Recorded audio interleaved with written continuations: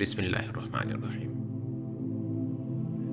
আল্লাহর উপর ভরসা করুন এবং তার প্রতি সুধারণা রাখুন, কারণ বান্দা আল্লাহর প্রতি যেমনটা ধারণা করে আল্লাহ তার সাথে ঠিক তেমনই।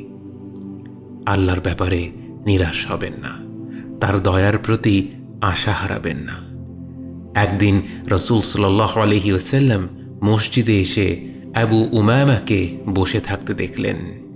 তিনি তাকে বললেন, হে আবু উমামা, কোন ব্যাপারটি তোমাকে এই অসময়ে মসজিদে বসিয়ে রেখেছে? জবাবে তিনি বললেন, হে আল্লাহর রাসূল সাল্লাল্লাহু আলাইহি ওয়াসাল্লাম, ঋণের বোঝা আর দুশ্চিন্তা আমাকে কাবু করে ফেলেছে।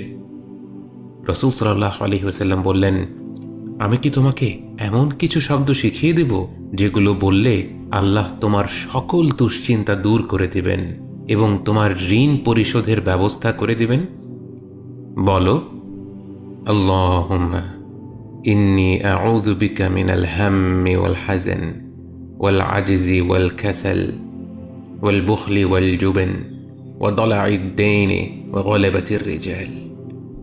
হে আল্লাহ, নিশ্চয়ই আমি আপনার আশ্রয় নিচ্ছি দুশ্চিন্তা ও দুঃখ থেকে, অপারগতা ও অলসতা থেকে, কৃপণতা ও ভীরুতা থেকে, ঋণের ভার ও মানুষদের দমন পীড়ন থেকে।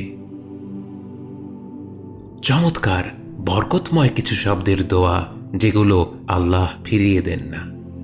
আল্লাহর যেই বান্দাই পূর্ণ বিশ্বাসের সাথে এই কথাগুলো বলবে, আল্লাহ অবশ্যই তার জন্য স্বস্তি আর মুক্তির পথ বের করে দেবেন। আবু উমামা বললেন, আমি দোয়াগুলো পড়েছি, ফলে আল্লাহ আমার দুশ্চিন্তা দূর করে দিয়েছেন ও আমার ঋণ পরিশোধ করে দিয়েছেন। আরবিতে আলহাম হল ভবিষ্যৎ নিয়ে এমন চিন্তা যা আপনার মনকে ভারী করে রাখে, আর হাজান হল অতীতে ঘটে যাওয়া কিছু নিয়ে ব্যথিত হওয়া। এই দোয়ায় দুটি ব্যাপারকেই উল্লেখ করা হয়েছে, অতীতের কষ্ট এবং ভবিষ্যৎ নিয়ে উদ্বেগ। মানুষ প্রকৃতপক্ষে খুবই দুর্বল, তার ওপরে একটার পর একটা দুশ্চিন্তার ঝড় বয়ে যায়। সে একটি চিন্তা থেকে বের হতে না হতেই আরেকটি চিন্তা তাকে ঘিরে ফেলে। একটি বিপদ কাটতে না কাটতেই আরেকটি বিপদে পতিত হয়। আল্লাহ বলেন, লাকাদ খালাকনাল ইনসানা ফি কাবাদ, অর্থাৎ নিশ্চয়ই আমরা মানুষকে কষ্টের মধ্যে সৃষ্টি করেছি এবং এই কষ্ট দুশ্চিন্তা দূর করতে পারেন একমাত্র সেই আল্লাহ যিনি মানুষকে সৃষ্টি করেছেন। হে আমার ভাই, আল্লাহ আপনার কল্যাণ চেয়েছেন যখন তিনি আপনাকে কোনো বিপদ দ্বারা পরীক্ষা করেন এবং সেই বিপদে ধৈর্য ধারণের তৌফিক দান করেন। আল্লাহ আপনার কল্যাণ চেয়েছেন যখন তিনি আপনাকে পরীক্ষা করেন, ফলে আপনার হৃদয় ভেঙে গিয়ে তাঁর দিকেই ফিরে। আল্লাহ আপনার কল্যাণ চেয়েছেন যখন আপনি আপনার মনকে একমাত্র তার দিকে ফিরিয়ে আপনার সকল দুঃখ কষ্ট তার কাছে একান্তে ব্যক্ত করেন, আর আপনার হৃদয় বলে ওঠে, হে আমার মালিক, আপনি কার কাছে আমাকে ছেড়ে দিচ্ছেন? আপনারই কোনো এক দুর্বল বান্দার কাছে যে আমার প্রয়োজন শুনে বিরক্ত হয়, নাকি এমন এক শত্রুর কাছে যাকে আপনি আমার উপর ক্ষমতা দিয়েছেন? হে আল্লাহ, আপনি ছাড়া এই অসহায় বান্দার ডাকে কে সাড়া দেবে? আপনিই তো আপনার নবী আইয়ুব আলাইহিস সালামকে তার রোগ থেকে মুক্তি দিয়েছিলেন। আপনিই তো ইউনুস আলাইহিস সালামকে মৃত্যুর মুখ থেকে ফিরিয়ে এনেছিলেন। আপনি তো আপনার বান্দাদের বিপদ আপদ থেকে উদ্ধার করেন।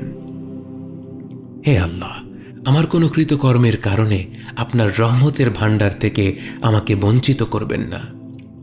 তার কাছে দোয়া করতে থাকুন, বিনয়ের সাথে মিনতি করুন, কারণ আল্লাহর কসম, তিনি আপনার প্রতি আপনার নিজের থেকেও বেশি দয়ালু।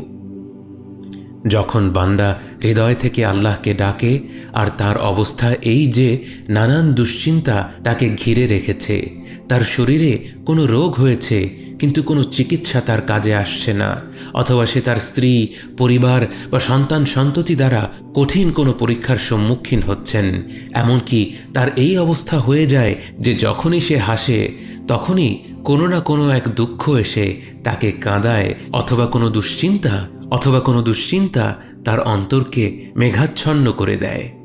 বান্দা যখন এই অবস্থায় পৌঁছে একাগ্রচিত্তে আল্লাহকে ডাকে, এটাই হলো আল্লাহর পরীক্ষার মূল উদ্দেশ্য।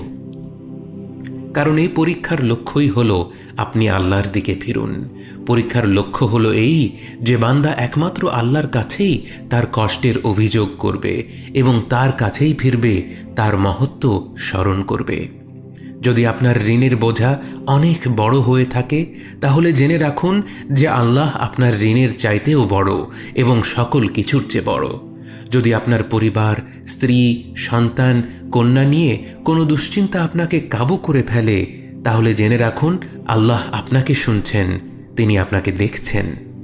আর বলুন, হে আল্লাহ, আপনি আমার অবস্থা দেখছেন, আপনি আমার দুর্বলতাও জানেন, আমার প্রয়োজন বোঝেন। হে আল্লাহ, আমি আপনার কাছেই ফিরছি এবং আপনার কাছেই আমার কষ্টগুলো বলছি। হে আল্লাহ, আমি শুধুমাত্র আপনারই সাহায্য চাচ্ছি এবং আমার সকল বিষয়ে একমাত্র আপনার উপরই আস্থা করছি, আপনার কাছেই আত্মসমর্পণ করছি।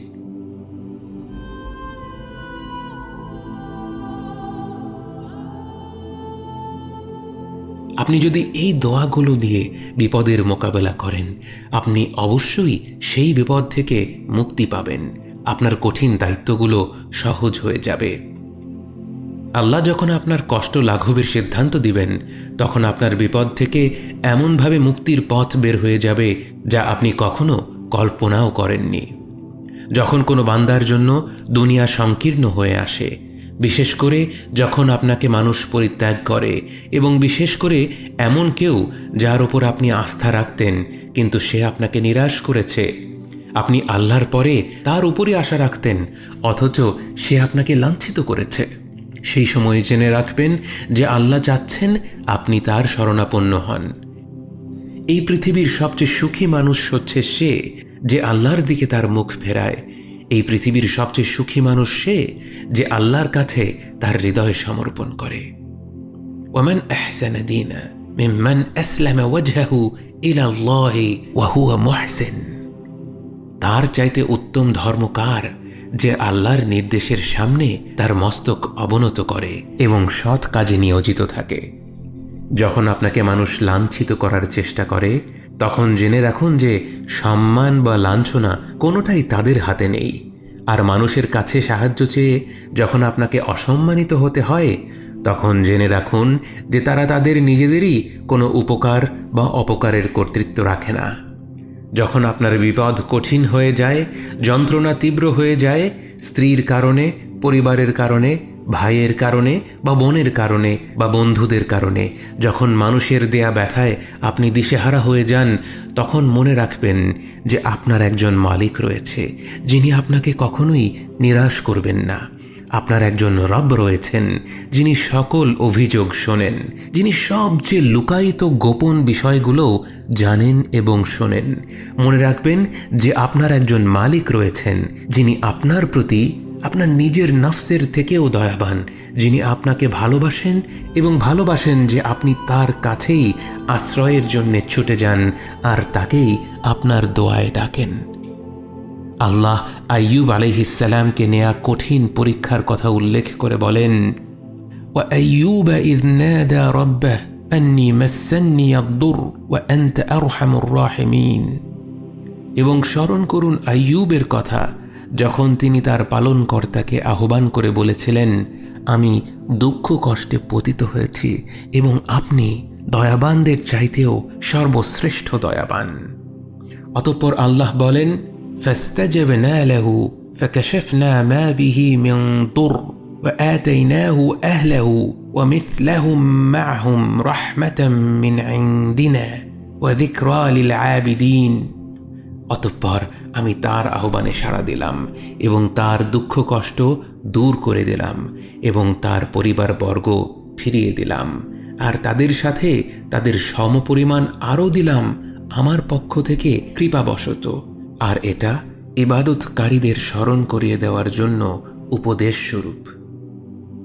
কিছু আলেম বলেছেন ইবাদতকারীদের স্মরণ করিয়ে দেওয়ার জন্য উপদেশ স্বরূপ পবিত্র কোরআনে এই কথাটি উল্লেখ করার উদ্দেশ্য হলো এই যে আপনিও যদি আল্লাহকে পূর্ণ বিশ্বাসের সাথে ডাকেন, ঠিক যেভাবে আইয়ুব আলাইহিসসালাম ডেকেছিলেন, তবে আল্লাহ আপনার ডাকে ঠিক তেমনভাবেই সাড়া দেবেন যেভাবে তার নবী আইয়ুব আলাইহিসসালামের দোয়ার জবাব দিয়ে তার এবং তার পরিবারের সকল দুঃখ কষ্ট দূর করে দিয়েছিলেন। সুবহানাল্লাহ। হতে পারে আপনি এখন সুখেই জীবনযাপন করছেন, আপনি আপনার বাড়িতে নিরাপদে আছেন, শারীরিকভাবে সুস্থ আছেন, আপনার দৈনিক রিজিক নিয়ে চিন্তা করতে হয় না। আর এভাবে চলতে থাকতে থাকতেই কোনো এক সময়ে আল্লাহ আপনাকে পরীক্ষা করতে চান, ফলে আপনি দেখেন যে আপনার উপর একটার পর একটা বিপদ মুসিবত এসে আপতিত হয়, ঋণের বোঝা চতুর্দিক থেকে ঘিরে ফেলে। অবশেষে আপনার সুখের জীবন হয়ে ওঠে কষ্ট আর দুশ্চিন্তার সাথে এক দৈনন্দিন যুদ্ধ। আপনার স্ত্রী অভিযোগ করে, আপনার সন্তান অভিযোগ করে, নানান উদ্বেগ, বিষণ্ণতা আর দুঃখের মাঝে আপনি ডুবে যান। বিস্তৃত এই জমিন আপনার জন্য হয়ে যায় অত্যন্ত সংকীর্ণ, আলোকিত এই পৃথিবী হয়ে যায় আপনার জন্য অন্ধকার। ঠিক তখনই জেনে রাখবেন যে একমাত্র আল্লাহর প্রতি দৃঢ় বিশ্বাসই আপনার জীবনের সংকীর্ণতা দূর করে প্রাচুর্য এনে দিতে পারে, অন্ধকার দূর করে আবার আলোকিত করে দিতে পারে। আপনি জেনে রাখবেন যে আল্লাহ আপনার প্রতি আপনার নিজের থেকেও বেশি দয়াবান। একমাত্র এই বিশ্বাসটাই আপনার সকল দুশ্চিন্তা ও বিষণ্ণতা মুছে দেবে। কে আছে এমন যে আল্লাহর দরজায় দাঁড়িয়েছে কিন্তু আল্লাহ তাকে তাড়িয়ে দিয়েছে? তিনি তো সবচাইতে উদার, মহা দয়ালু, মায়ার সাগর।